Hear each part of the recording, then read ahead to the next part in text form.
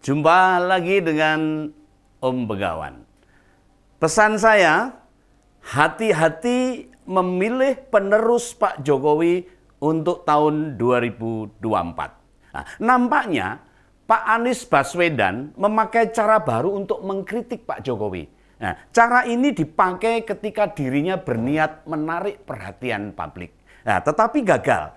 Strategi lain yang diterapkan ini setidaknya menggambarkan bahwa dalam pikiran Pak Anies mendegradasi prestasi Pak Jokowi sebagai tujuan utama. Sebab jika berbagai prestasi Pak Jokowi tidak diruntuhkan, alamat pertarungan sebagai capres di tahun 2024 akan gagal total. Nah, entah benci atau tidak, kita harus sama-sama akui bahwa Pak Anies memang cerdas. Hanya saja kecerdasannya selalu dipakai demi kepentingan sendiri, bukan untuk kebaikan masyarakat.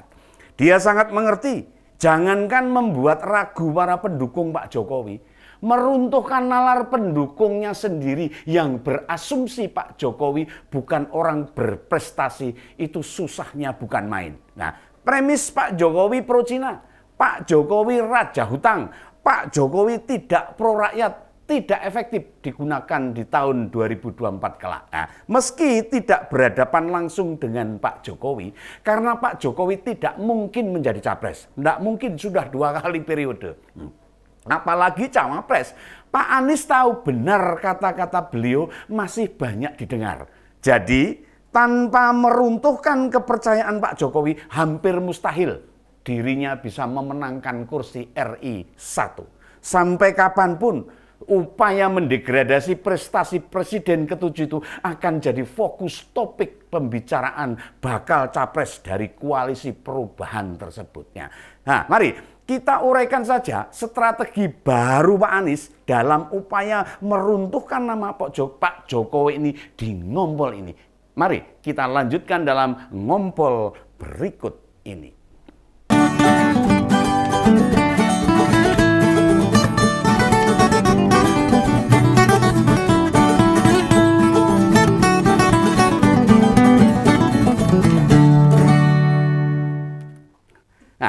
Strategi baru yang dipakai mantan gubernur DKI itu muncul dalam postingan medsos.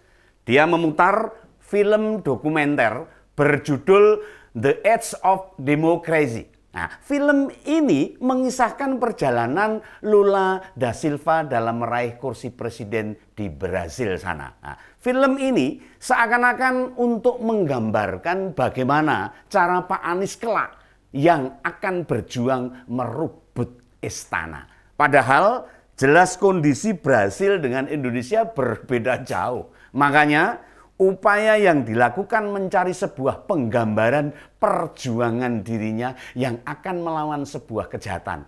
Premis awal yang dibangun sudah sesat duluan. Lalu Pak Anies berkomentar atas film itu yang berisi upaya yang dilakukan Lula da Silva. Film itu mengupas pengadilan kontroversial yang mengadili kasus korupsi dan kemudian Mahkamah Agung Brasil membatalkannya.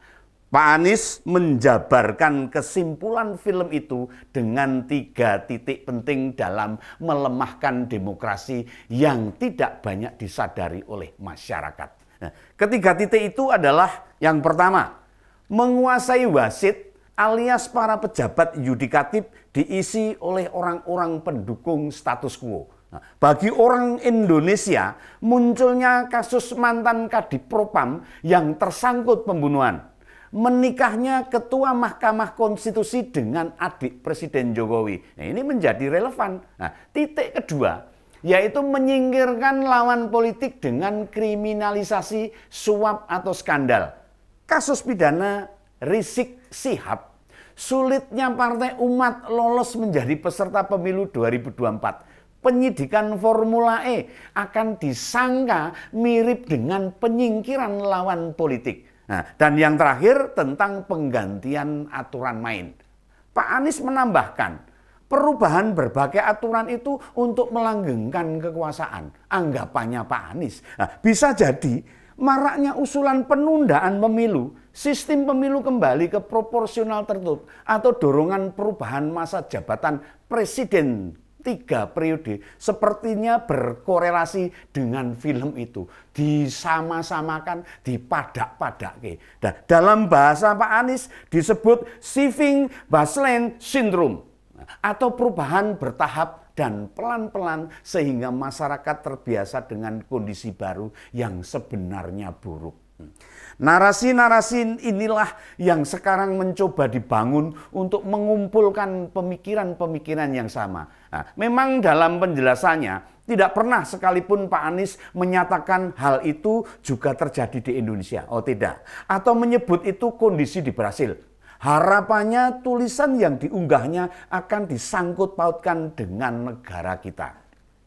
Selain itu, kondisi buruk itu dipenuhi praktik yang tidak normal. Namun karena kebiasaan sehingga dianggap lumrah. Nah, jika kita coba sandingkan yang digambarkan di film itu sebenarnya kayak zaman Orde Baru. Ngurus identitas seperti kartu keluarga atau KTP di kelurahan kita harus bayar. Kena tilang ya, kita suap Pak polisi di jalan. Kong kaling kong meloloskan proyek dan masih banyak lagi. Dulu zaman Orba ya pada diam saja, nggak ada yang berani berkutik ini. Kebiasaannya begitu. Nah, coba sekarang ada aparat yang berani begitu, wah habis dia. Nah, bila mau jujur, sudah banyak loh perubahan yang sangat signifikan saat ini. Untuk tilang saja sudah pakai CCTV, memasukkan anak sekolah dengan zonasi.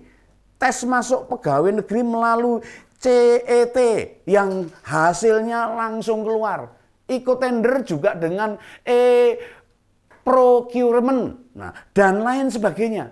Nah, jika Pak Anies mau jujur, semestinya membandingkan dengan kondisi Indonesia sekarang bukan sebatas mengupas buruknya demokrasi di Brasil. Itu sengaja dilakukan karena memang kepentingannya untuk meraih simpatik. Biar seakan-akan hanya dia orang yang masih peduli. Hanya dia yang berjuang menegakkan demokrasi. Hanya dia yang membela masyarakat kecil. Mana itu? Suara yang sebelumnya soal melihat track record atau rekam jejak, Pak. Gimana dengan yang sudah dilakukan di Jakarta? Nah, coba. Apa yang bisa dibanggakan sewaktu memimpin Jakarta selama 5 tahun? Nah, bingung kan? Bingung dengan menjawabnya. Ya bingung karena di Jakarta tidak pernah mengerjakan apa-apa. Program yang dijalankan di dinas itu sudah direncanakan dengan baik sejak sebelum Pak Anies jadi gubernur loh. Bahkan ada program yang jadi unggulan malah dihambat. Ya contohnya pembebasan lahan untuk normalisasi Ciliwung. Nah, kan tersendat-sendat meskipun sekarang atas inisiatif Pak Heru sekarang sudah kembali berjalan dengan baik. Itu yang saya sampaikan di awal. Hanya dalam 3 bulan strategi kampanye berubah. Dan itu dilakukan berdasarkan evaluasi. Nah, apa respon masyarakat pada gaya kampanyenya? Dan ternyata tidak efektif. Model kedua ini akan dilakukan dalam 1 hingga 2 bulan ini. Mengomentari kondisi demokrasi negara lain seakan-akan Indonesia mengalami hal yang sama. Pada bulan April atau setelah Lebaran pasti nih metode itu akan diubah lagi. Nah, karena juga tidak mampu meraih perhatian masyarakat secara luas.